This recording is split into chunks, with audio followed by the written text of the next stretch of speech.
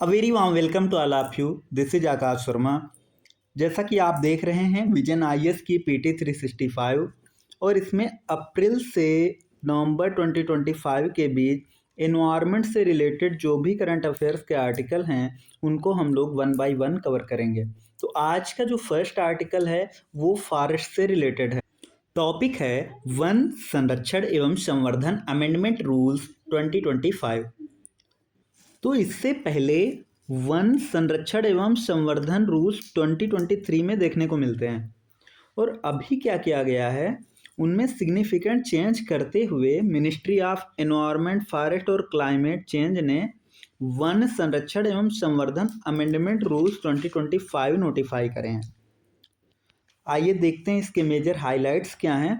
तो इसको नोटिफाई किसने करा है? सेंट्रल गवर्नमेंट ने इसको नोटिफाई करा है। Under which act?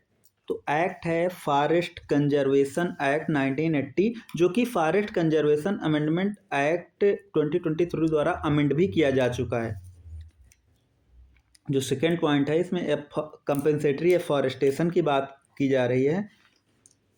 तो कंपनसेटरी एफॉरेस्टेशन के बारे में आपको पता ही होगा कि फॉरेस्ट कंजर्वेशन एक्ट 1980 में था कि अगर कोई भी फॉरेस्ट लैंड को नॉन फॉरेस्ट पर्पज के लिए डाइवर्ट कर रहा है तो उसको कंपनसेटरी एफॉरेस्टेशन करना पड़ेगा।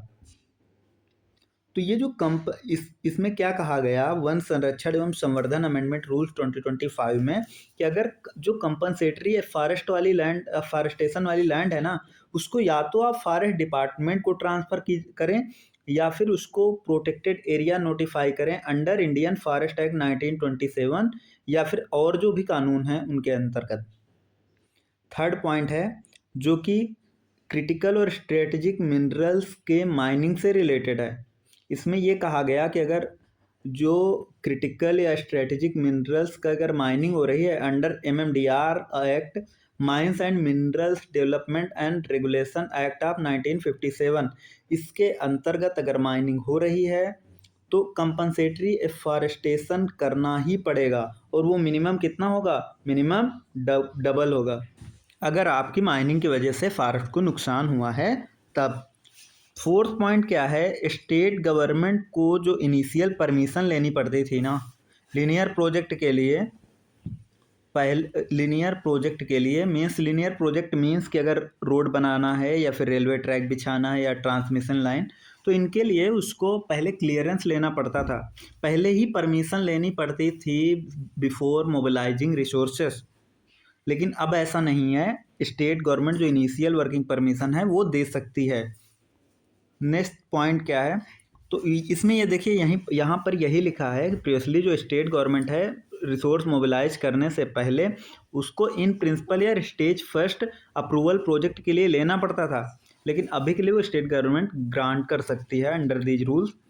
Procedure for forest clearance as per forest conservation act 1980 वाले फॉरेस्ट कंजर्वेशन एक्ट के अंडर फॉरेस्ट क्लियरेंस से रिलेटेड क्या प्रोसीजर है? तो फर्स्ट है आपको स्टेज 1 है इन प्रिंसिपल अप्रूवल लेना पड़ेगा।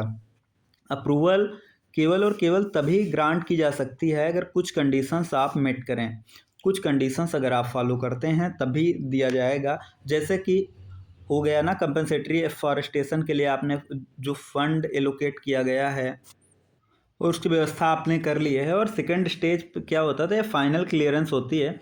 इसमें क्या होता है स्टेट जब स्टेज 1 कंडीशंस के साथ कंप्लायंस को कंफर्म करता है तभी ये स्टेज 2 अप्रूवल दिया जा सकता है। अप्रूवल अथॉरिटी कौन सी होती है? तो अगर प्रोजेक्ट्स 5 हेक्टेयर तक फैला हुआ है और इसमें माइनिंग को आप इंक्लूड नहीं कर रहे हैं तब उसकी जो परमिशन है क्लियरेंस है वो चीफ कंजर्वेटर ऑफ फॉरेस्ट ही दे सकता है।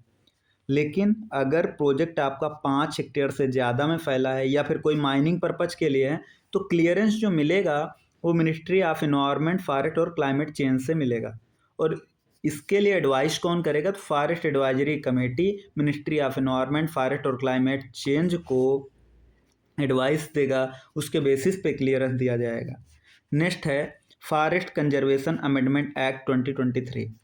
Forest conservation act amendment act 2023 में फॉरेस्ट को डिफाइन किया गया है। तो इसमें क्या कहा जा रहा है कि अगर वो फॉरेस्ट को क्या क्या फॉरेस्ट कंसीडर किया जाएगा, तो वो लैंड जो कि डिक्लेयर्ड ऑलरेडी डिक्लेयर्ड है या नोटिफाइड है as a forest under any law in India, जैसे कि वो इंडियन फॉरेस्ट एक्ट के अंडर ही, इंडियन फॉरेस्ट एक्ट 1927 के अंडर ही डिक्लेयर्ड है कि ये फॉरेस्ट है, या फिर कोई गवर्नमेंट रिकॉर्ड में लैंड रही हो पहले से कि हाँ ये फॉरेस्ट है, और इसके लिए डेट भी दी गई कि ऑन और आफ्टर 25 अक्टूबर 1980। तो 25 अक्टूबर 1980 तक या उसके बाद अगर आपको कोई लैंड ऐसी दिखती है जो कि गवर्नमेंट रिकॉर्ड में फॉरेस्ट है, तो उसको आप फॉरेस्ट कंसीडर करेंगे। इसमें वो लैंड इंक्लूड नहीं की गई है जो 1996 या उसके पहले नॉन फॉरेस्ट, उस फॉरेस्ट लैंड को नॉन फॉरेस्ट पर्पज के लिए ऑफिशियली दिया जा चुका है। सुप्रीम कोर्ट ने 2024 में ये कहा कि जब तक 2023 के जो फॉरेस्ट कंजर्वेशन अमेंडमेंट एक्ट के थ्रू जो फॉरेस्ट वाली डिफिनीसन है उसके अंतर्गत फॉरेस्ट लैंड को आइडेंटिफाई नहीं किया जाता, तब तक आप 1996 में जो टी.एन. गोदावर्मन केस में फॉरेस्ट को डिफाइन किया गया था उस डिफिनीसन को फॉलो करते हुए फॉरेस्ट को रिकॉग्नाइज करेंगे, ये स्टेट्स और यूटी को कहा था। यहाँ पर कुछ एक्टिविटीज़ आप देखते हैं जो कि नॉन फॉरेस्ट पर्पज की डिफिनीसन से एक्सक्लूड रखी गई हैं। मीन्स अगर आप जू या सफारी बना रहे हैं तो वो नॉन फॉरेस्ट पर्पज के लिए कंसिडर नहीं की जाएगी, या फिर जू और सफारी के एक्ट के अंतर्गत इस्टेब्लिश की जाती हैं, तो वाइल्ड लाइफ प्रोटेक्शन एक्ट 1972 आप प्रोटेक्टेड या फिर आप इको टूरिज्म फैसिलिटीज़ को डेवलप कर रहे हैं, या फिर सिल्वीकल्चर ऑपरेशन या इससे रिलेटेड ऑपरेशंस के लिए जाते हैं, तब भी नॉन फॉरेस्ट पर्पज में उसको कंसीडर नहीं किया जाएगा। या फिर सेंट्रल गवर्नमेंट कोई अदर पर्पज को स्पेसिफाई कर दे कि अगर इसके लिए आप यूज करेंगे तो इसको नॉन फॉरेस्ट पर्पज के लिए कंसीडर नहीं किया जाएगा। Categories of land exempted from provision of the act, कुछ एग्जेम्पशन दिए गए हैं। तो फर्स्ट क्या है कि अगर कनेक्टिविटी टू अ हैबिटेशन या फिर रेल या फिर रोड साइड एम्यूनिटी से रिलेटेड है, तो अगर 0.10 हेक्टेयर तक फॉरेस्ट लैंड को आप डाइवर्ट कर रहे हैं तो उसको एग्जेम्प्ट रखा गया है। अगर नेशनल इम्पोर्टेंस या नेशनल सिक्योरिटी से रिलेटेड कोई प्रोजेक्ट है तो आप एलओसी और इंटरनेशनल बॉर्डर से 100 किलोमीटर तक की फॉरेस्ट लैंड पे अगर आप कुछ भी प्रोजेक्ट बना रहे हैं तो वो उस पर इस एक्ट के प्रोविजंस लागू नहीं होंगे। Construction of security related infrastructure, तो अगर सिक्योरिटी रिलेटेड इंफ्रास्ट्रक्चर में आप 10 हेक्टेयर तक की फॉरेस्ट लैंड का यूज कर रहे हैं तब भी आप पर इस एक्ट के प्रोविजन लागू नहीं होंगे। डिफेंस प्रोजेक्ट, पैरामिलिट्री कैंप्स या पब्लिक यूटिलिटी प्रोजेक्ट्स में अगर आप 5 हेक्टेयर तक की फॉरेस्ट लैंड को यूज कर रहे हैं in left wing extremism affected areas में, तब भी आप पर इस एक्ट के प्रोविजंस लागू नहीं होंगे। Next, TN. Godavarman versus union of India case, इसके बारे में तो सभी को पता होगा कि 1996 में सुप्रीम कोर्ट ने इस केस में फॉरेस्ट की एक ब्रॉड और कंप्रहेंसिव डिफिनीशन दी थी। इसमें डिफाइन किया गया था कि कोई भी गवर्नमेंट हो, यूनियन गवर्नमेंट या स्टेट गवर्नमेंट के रिकॉर्ड में कोई भी अगर फॉरेस्ट लैंड रिकॉर्डेड है तो वो सारे areas irrespective of their ownership, recognition and classification forest consider किए जाएंगे। All areas that are confirm to the dictionary meaning of forest, वो फॉरेस्ट कंसीडर किए जाएंगे। Areas that are identified as forest by expert committee, अगर एक expert committee जिन areas को identify करती है एज अ फॉरेस्ट उनको भी फॉरेस्ट कंसीडर किया जाएगा। और ये एक्सपर्ट कमेटी को कौन सेटअप करेगा, तो स्टेट सेटअप करेंगे फॉलोइंग द 1996 का ऑर्डर। तो आइए ब्रीफली हम लोग देखते हैं कि इस आर्टिकल में हम लोगों ने क्या क्या देखा। तो इस आर्टिकल में क्या था कि इससे पहले हम लोग देखते हैं कि 2023 में वन संरक्षण एवं संवर्धन रूल 2023 आए थे, लेकिन अभी इसमें अमेंडमेंट करते हुए वन संरक्षण एवं संवर्धन amendment rules 2025 ministry of environment, forest और क्लाइमेट चेंज ने नोटिफाई करे हैं। तो ये जो नोटिफाई किए गए हैं रूल्स, ये किस एक्ट के अंतर्गत किए गए हैं, तो forest conservation act forest conservation act 1980 वाला जो है ना उसके अंडर किए गए हैं, और उसको भी पता है अमेंड किया जा चुका है, तो फॉरेस्ट कंजर्वेशन अमेंडमेंट एक्ट 2023 के अंडर।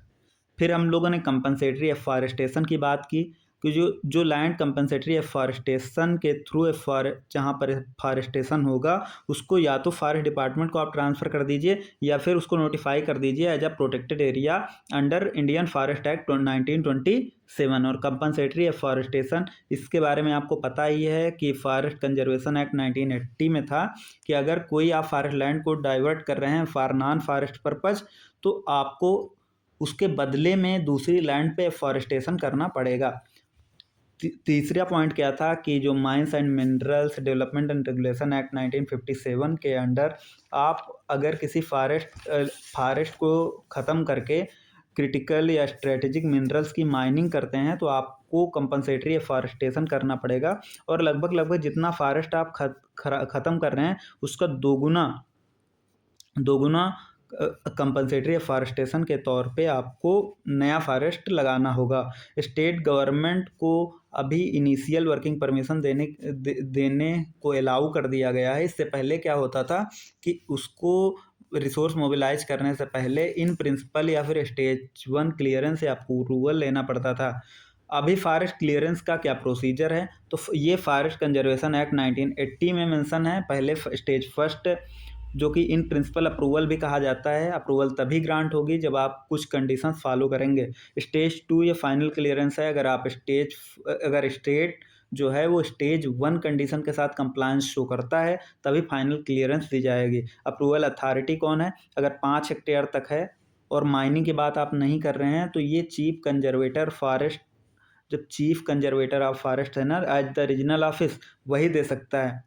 प्रोजेक्ट जो 5 हेक्टेयर से ज़्यादा में फैले हैं या फिर कोई माइनिंग पर्पज़ के लिए है तब फिर क्लियरेंस कौन ग्रांट करेगा, मिनिस्ट्री ऑफ एनवायरनमेंट, फॉरेस्ट और क्लाइमेट चेंज। और ये जो है ये फॉरेस्ट एडवाइजरी कमेटी के एडवाइस की बेसिस पर होगी। इसके बाद में हम लोगों ने फॉरेस्ट कंजर्वेशन अमेंडमेंट एक्ट 2023 देखा जिसमें फॉरेस्ट को डिफ़ाइन किया गया है। इसमें ये था कि इंडियन फॉरेस्ट एक्ट या फिर किसी और कानून के अंतर्गत अगर कोई लैंड ऑलरेडी डिक्लेयर्ड है, नोटिफाइड है जब फॉरेस्ट, वो फॉरेस्ट कंसीडर की जाएगी। लैंड जो कि गवर्नमेंट रिकॉर्ड में 25 अक्टूबर 1980 तब के बाद या फिर 25 अक्टूबर 1980 को जो भी रिकॉर्डेड थी वो फॉरेस्ट कंसीडर की जाएगी। लेकिन इसमें वो उस लैंड को इंक्लूड नहीं किया गया था जो 1997 के पहले फॉरेस्ट यूज से उसका स्टेटस चेंज करके नॉन फॉरेस्ट पर्पज़ के लिए ऑफिशियली दे दी गई थी। 2024 में फिर सुप्रीम कोर्ट की ये डायरेक्शन आती है कि 1996 के TN गोदावर्मन केस की डिफिनीसन ऑफ फॉरेस्ट को स्टेट्स और यूटी फॉलो करेंगे जब तक 2023 के एक्ट के अंडर फॉरेस्ट लैंड को आइडेंटिफाई नहीं किया जाता। एक्टिविटीज़ फिर देखिए कौन कौन से एक्सक्लूड की गई हैं from definition of non forest purpose. तो हम देखे थे कि जू एंड सफारी अगर आप बना रहे हैं या फिर इको टूरिज्म फैसिलिटीज़ डेवलप कर रहे हैं या फिर सिल्वीकल्चर ऑपरेशन से रिलेटेड है या फिर सेंट्रल गवर्नमेंट किसी अदर पर्पज़ को लेके स्पेसिफाई करता है। इसके बाद में देखें कि कौन सी कैटेगरीज ऑफ लैंड है जो इस अमेंडमेंट एक्ट 2023 के प्रोविजन से एग्जम्प्ट रखे गए हैं। तो अगर आप कनेक्टिविटी प्रोवाइड करा रहे हैं, हैबिटेशन को रेल या फिर रोड साइड एमिनिटी इंश्योर कर रहे हैं, तब 0.10 हेक्टेयर तक फॉरेस्ट लैंड पर अगर कोई यूज कर रहे हैं तब वो इस एक्ट के प्रोविज़न उस पर लागू नहीं होंगे। दूसरा है अगर कोई प्रोजेक्ट नेशनल इम्पॉर्टेंस या नेशनल सिक्योरिटी से रिलेटेड है तो आप LAC, LOC या फिर इंटरनेशनल बॉर्डर से 100 किलोमीटर के भीतर अगर फॉरेस्ट लैंड को यूज कर रहे हैं तब वो भी इस एक्ट के प्रोविज़न से बाहर, प्रोविज़न उस पर भी लागू नहीं होंगे। थर्ड था कि अगर सिक्योरिटी रिलेटेड इंफ्रास्ट्रक्चर आप कंस्ट्रक्ट कर रहे हैं और आप 10 हेक्टेयर तक फॉरेस्ट लैंड को यूज कर रहे हैं तब भी ये एग्जेम्प्ट ही रहेगा। डिफेंस प्रोजेक्ट, पैरामिलिट्री या पब्लिक यूटिलिटी प्रोजेक्ट आप लेफ्ट विंग एक्सट्रीमिज्म एरिया में कर रहे हैं और उसमें 5 हेक्टेयर तक की फॉरेस्ट लैंड को आप डाइवर्ट कर रहे हैं तो उस पर भी इस एक्ट के प्रोविज़न लागू नहीं होंगे। इसके बाद में देखा TN Godavarman versus union of India case 1996 का। इसमें फॉरेस्ट की ब्रॉड एंड कंप्रहेंसिव डिफिनीसन देखने को मिलती है। इसमें जो फॉरेस्ट को डिफाइन किया गया है, तो पहले कहा गया कि all areas that confirm to the dictionary meaning of the forest. दूसरा था कि गवर्नमेंट के, कोई भी गवर्नमेंट हो, स्टेट गवर्नमेंट या यूनियन गवर्नमेंट के रिकॉर्ड में अगर रिकॉर्डेड है एज अ फॉरेस्ट, तो वो सारे एरिया। ये मतलब नहीं रखता कि ऑनरशिप किसकी है, किसने रिकॉग्नाइज किया है और कैसे क्लासिफाइड है। एरिया जो कि एक एक्सपर्ट कमेटी के द्वारा आइडेंटिफाई किए गए हैं एज अ फॉरेस्ट, और इस एक्सपर्ट कमेटी को किसने सेटअप किया है, तो स्टेट ने सेटअप किया है अंडर द 1996 ऑर्डर। नेक्स्ट जो आर्टिकल है वो है national mission for a green India. National mission for green India, तो इस मिशन को किसने लॉन्च किया है, तो आप लोग याद रख लेंगे कि मिनिस्ट्री ऑफ एनवायरनमेंट, फॉरेस्ट और क्लाइमेट चेंज ने national mission for green India launch किया है। कब लॉन्च किया गया, तो ग्रीन इंडिया मिशन जो है ना, ये 2014 में लॉन्च किया गया था। 2014 में लॉन्च किया गया था। और आपने सुना होगा national action plan on climate change. National action plan on climate change, उसके अंडर 8 मिशन चालू किए गए थे, 8 मिशंस लॉन्च किए गए थे। उसी का एक पार्ट है। इसके क्या क्या ऑब्जेक्टिव्स हैं ग्रीन इंडिया मिशन के, तो ऑब्जेक्टिव्स हैं कि फॉरेस्ट कवर और ट्री कवर को बढ़ाना है। फॉरेस्ट और नॉन फॉरेस्ट लैंड पर फॉरेस्ट कवर और ट्री कवर को बढ़ाना है। मीन्स 24 मीन्स क्या था कि 24 मिलियन हेक्टेयर्स लैंड पर एफॉरेस्टेशन करना है। इकोसिस्टम सर्विसेज को इम्प्रूव करना है। इकोसिस्टम सर्विसेज को इम्प्रूव करना है, इंक्लूडिंग कार्बन सिक्वेस्ट्रेशन।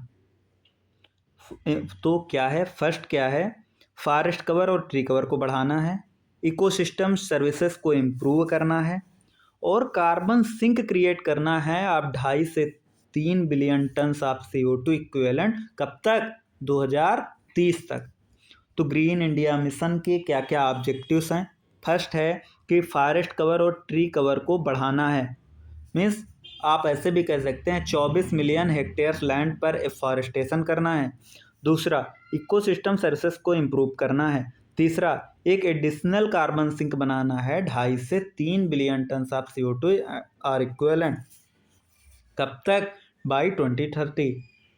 कब लॉन्च किया गया ग्रीन इंडिया मिशन, 2014। किसने लॉन्च किया, ministry of environment, forest and climate, ministry of environment, forest and climate change ने।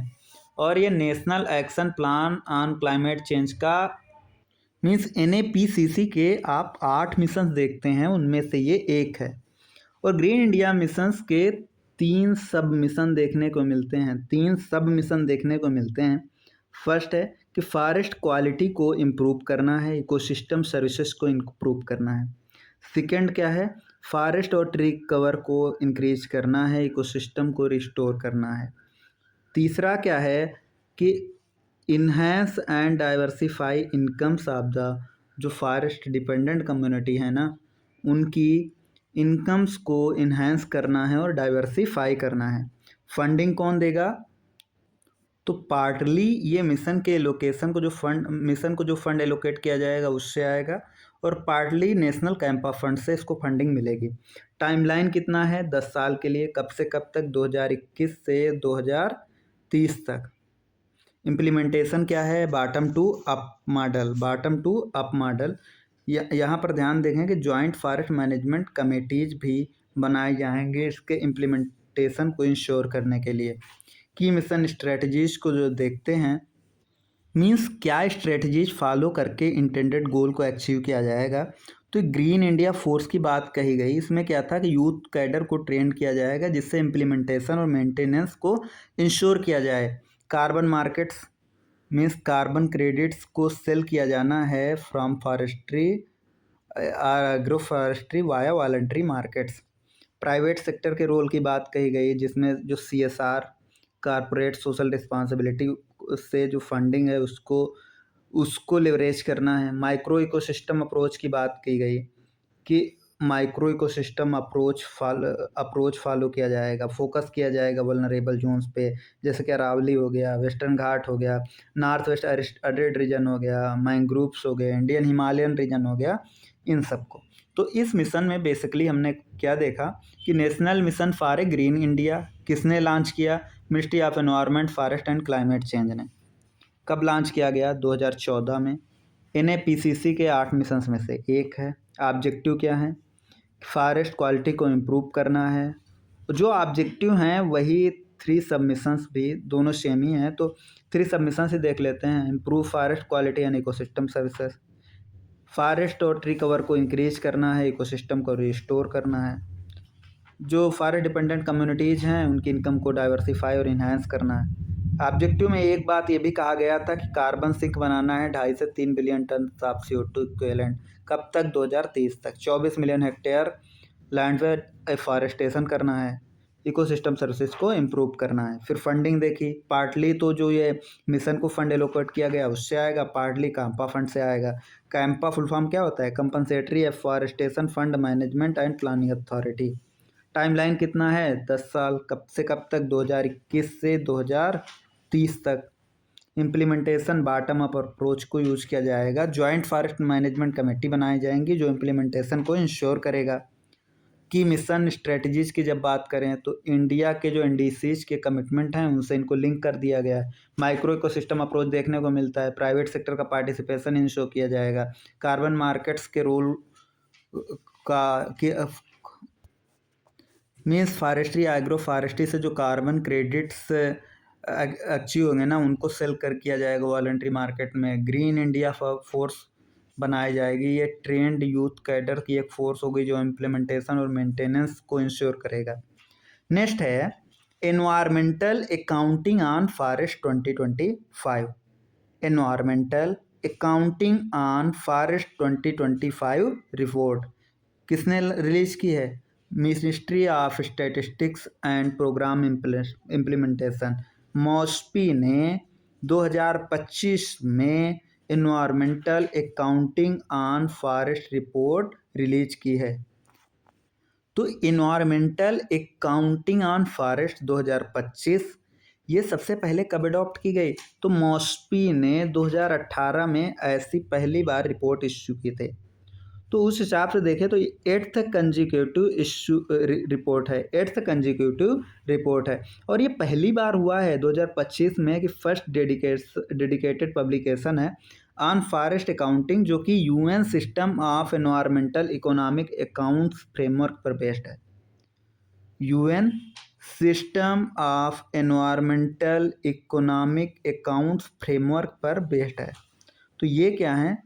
SEEA क्या है? तो ये इंटरनेशनल स्टैटिस्टिकल स्टैंडर्ड हैं जो कि इकोनॉमिक और एनवायरमेंटल डेटा को इंटीग्रेट करता है to assess the environment's contribution to the economy. Economy में एनवायरमेंट का क्या कंट्रीब्यूशन है और इकोनॉमी का एनवायरमेंट पर क्या इम्पैक्ट पड़ता है, इसको एसेस करने के लिए इकोनॉमिक और एनवायरमेंट डेटा को इंटीग्रेट करना SEEA करता है ऐसा। स्टेटस ऑफ इंडियन फॉरेस्ट की अगर बात करें तो ये India forest of state report जो 2023 में आई थी ये बाइनियल पब्लिकेशन होता है। कौन पब्लिश करता है India state of forest report को? Forest survey of India. I hope सबको पता होगा। तो जो total forest and tree cover है इंडिया में वो 25.17% बढ़ा है। 25.17% बढ़ा है आप जियोग्राफिकल एरिया। और ये अगर कंपेयर किया जाए 2021 असेसमेंट में जब 24.62% हुआ करता था। मीन्स कहने का मतलब क्या कि टोटल फॉरेस्ट और ट्री कवर इंक्रीज किया है। 2023 में ये 25.7% ऑफ जियोग्राफिकल एरिया है, जबकि इससे पहले 2021 में 24.62% ऑफ जियोग्राफिकल एरिया फॉरेस्ट और ट्री कवर था, जिसमें से 21.76% फॉरेस्ट कवर है, 3.41% ट्री कवर है। मैक्सिमम इंक्रीज आप छत्तीसगढ़ में देखने को मिलेगा। इसके बाद में फिर उत्तर प्रदेश में। फॉरेस्ट कवर की बात करें तो 19 स्टेट्स और यूटीज ऐसी हैं जिनका फॉरेस्ट कवर 33% से ज़्यादा है। 8 states with forest cover 8 states या यूटीज ऐसी हैं जिनका फॉरेस्ट कवर 75% से भी ज़्यादा है। तो ये याद रख लेंगे 8 स्टेट्स या यूटीज ऐसी हैं जिनका फॉरेस्ट कवर 75% से भी ज़्यादा है। 19 स्टेट्स और यूटीज ऐसी हैं जिनका फॉरेस्ट कवर 33% से ज़्यादा है। टॉप 3 स्टेट में बात करें तो एरिया वाइज जो टॉप 3 स्टेट्स हैं जिनका फॉरेस्ट कवर ज़्यादा है, नंबर 1 पर आता है मध्य प्रदेश, एरिया वाइज मध्य प्रदेश, इसके बाद में अरुणाचल प्रदेश और इसके बाद में फिर छत्तीसगढ़ आता है। परसेंटेज वाइज अगर देखें तो टॉप पे लक्षद्वीप आ जाता है, लक्षद्वीप के बाद में फिर मिजोरम आता है, मिजोरम के बाद में फिर अंडमान एंड निकोबार द्वीप समूह आता है। टोटल मैंग्रोव कवर की जब बात करें तो जो टोटल मैंग्रोव कवर 2023 में वो डिक्रीज हुआ था और आज के टाइम पे अभी जो 2023 में जो टोटल मैंग्रोव कवर था वो 4992 किलोमीटर स्क्वायर देखने को मिलता है। गुजरात में सबसे ज़्यादा डिक्रीज देखने को मिलता है, जबकि आप आंध्र प्रदेश और महाराष्ट्र में इंक्रीज देखते थे मैंग्रोव कवर का। टारगेट अंडर एनडीसी की बात करें तो कार्बन स्टॉक जो था वो 30.43 billion ton of CO2 equivalent पहुंच गया था। तो ये क्या दिखाता है, तो इसमें ये था कि इंडिया जो है ना वो additional 2.29 billion ton of additional carbon sink India ने अगर 2005 के बेसिस पे देखें तो वो रीच कर लिया है। और टारगेट क्या था अपना कि 2.5 से 3 बिलियन टन का जो billion ton of carbon CO2 equivalent हमें कार्बन सिंक इंश्योर करना है। तो इस आर्टिकल में अभी तक हम लोगों ने क्या देखा ये ब्रीफली देख लें, कुछ इंपॉर्टेंट उतना है नहीं। एनवायरमेंटल अकाउंटिंग ऑन फॉरेस्ट 2025 किसने रिलीज किया? मॉस्पी ने। किसने रिलीज किया? मॉस्पी ने। सबसे पहली बार कब करी थी? 2018 में। ये 8th कंजिक्यूटिव रिपोर्ट है। पहली बार इसमें UN system of environmental and economic impact framework पर ये बेसिस है। तो ये जो SEE है ये कुछ नहीं, इंटरनेशनल स्टैटिस्टिकल स्टैंडर्ड है जो कि इकोनॉमिक और एनवायरमेंटल डेटा को इंटीग्रेट करता है और एसेस करता है कि एनवायरमेंट का इकोनॉमी पर क्या इकोनॉमी पे एनवायरमेंट क्या कंट्रीब्यूट कर रहा है और एनवायरमेंट का इकोनॉमी पे क्या इम्पैक्ट पड़ रहा है, इकोनॉमी का एनवायरमेंट पे क्या इम्पैक्ट पड़ रहा है। इसको डेवलप कौन करता है? UN और यूरोपियन कमीशन FAO के साथ मिलके 2012 में डेवलप किया था SEEA को। जब भी बात आती है स्टेटस ऑफ इंडियन फॉरेस्ट की तो हम 2023 की India state of forest report देखते हैं। कौन पब्लिश किया था? फॉरेस्ट सर्वे ऑफ इंडिया ने पब्लिश की थी, बाइनियल पब्लिश होती है।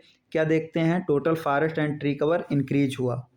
फॉरेस्ट कवर की जब बात होती है तो 19 स्टेट्स या यूटीज ऐसी हैं जिनमें आप 33% से ज़्यादा फॉरेस्ट कवर देखते हैं। 8 स्टेट्स और यूटीज तो ऐसे हैं जहां पर आप 75% से भी ज़्यादा फॉरेस्ट कवर देखते हैं। टॉप 3 स्टेट अगर एरिया वाइज बात करें तो टॉप पे MP आता है, सेकंड पे अरुणाचल प्रदेश और थर्ड पे छत्तीसगढ़। टॉप 3 स्टेट अगर परसेंटेज वाइज देखते हैं तो फर्स्ट पे लक्षद्वीप आता है, सेकंड पे मिजोरम आता है और थर्ड पे अंडमान एंड निकोबार द्वीप समूह आता है। तो जो टोटल फॉरेस्ट या ट्री कवर है ना वो देखते हैं सबसे ज़्यादा इंक्रीज कहाँ देखने को मिलता है? छत्तीसगढ़, इसके बाद उत्तर प्रदेश। और ये अभी के लिए जो total forest and tree cover वो कितना है? वो 25.17% है of total geographical area. 25.17% of total geographical area, जिसमें से 21.76% फॉरेस्ट कवर है, 3.41% ट्री कवर है। इससे पहले 2021 में 24.62% ऑफ जियोग्राफिकल एरिया था। टोटल मैंग्रोव कवर तो वो डिक्रीज हुआ है। आप देखते हैं गुजरात में डिक्रीज देखने को मिलता है तो आंध्र प्रदेश और महाराष्ट्र में मैंग्रोव कवर इंक्रीज हुआ है। NDC कार्बन सिंक की बात करें तो 2.29 बिलियन टन का एडिशनल कार्बन सिंक अभी देखने को मिला था 2023 में एज कम्पेयर टू 2005। टारगेट हमारा कितना था? टारगेट था कि 2.5 to 3 billion ton of CO2 equivalent का कार्बन सिंक हमें बनाना है 2023 तक। वो अभी हम रीच आउट कर चुके हैं। अभी कुछ की टर्म देखने हैं जो कि हम लोग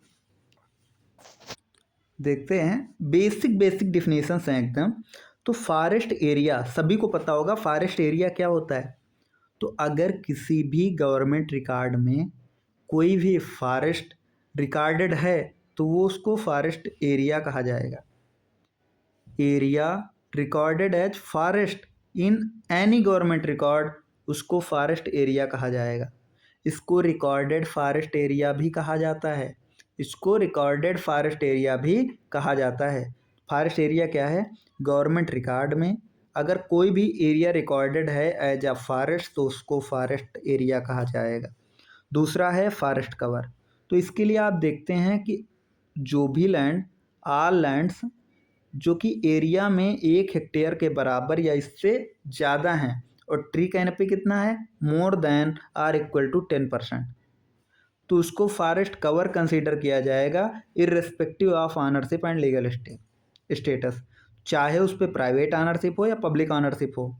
और इनमें जो है आर्चर्ड, बैम्बू और पाम को भी कंसीडर किया जाएगा।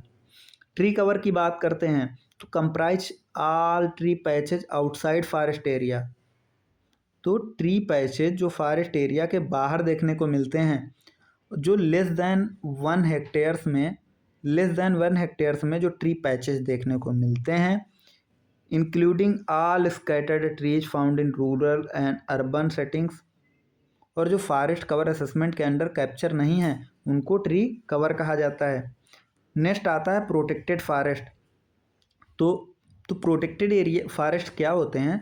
तो एरिया जो कि किसी इंडियन फॉरेस्ट एक्ट या स्टेट फॉरेस्ट एक्ट के प्रोविजन के अंडर नोटिफाइड हैं with limited degree of protection, और यहाँ पर तो उनको प्रोटेक्टेड फॉरेस्ट कहा जाता है। प्रोटेक्टेड फॉरेस्ट में आप लोग याद रखेंगे कि सभी एक्टिविटीज़ परमिट होती हैं अनलेस प्रोहिबिटेड। कार्बन स्टॉक की बात करते हैं तो कार्बन स्टॉक क्या होता है? Carbon in all living and non living biomass. तो कोई भी लिविंग या नॉन लिविंग बायोमास में जो भी कार्बन पाई जाती है उसको कार्बन स्टॉक कहते हैं। और इसमें यह भी इंक्लूड किया जाता है एबो ground biomass, below ground biomass, dead would हो चाहे लिटर हो चाहे सॉइल कार्बन हो, इन सबको इंक्लूड किया जाता है। तो सबसे पहले हम लोगों ने क्या देखा? Forest area, recorded forest area. एक टर्म याद कर लो, recorded forest area, forest cover, tree canopy more than or equal to 10%, area more than or equal to 1 hectare. और ये ध्यान रखेंगे कि ये irrespective of ownership and legal status है। ट्री कवर की बात करते हैं तो less than or equal to 1 hectare, और all tree patches found in rural are urban setting, और जो कि फॉरेस्ट कवर असेसमेंट के अंदर कैप्चर नहीं किए जाते उनको ट्री कवर। कार्बन स्टॉक तो all living and non living biomass में जो कार्बन है, कार्बन स्टॉक। प्रोटेक्टेड फॉरेस्ट, कोई भी इंडियन फॉरेस्ट एक्ट है, अदर फॉरेस्ट एक्ट है, उसके अंडर जो एरिया नोटिफाइड है with limited degree of protection, protected forest. और आप लोग याद रखेंगे कि प्रोटेक्टेड फॉरेस्ट में all activities are permitted unless prohibited. तो आज हम लोगों ने फॉरेस्ट से रिलेटेड जितने भी आर्टिकल्स थे उनको कंप्लीट कर लिया है।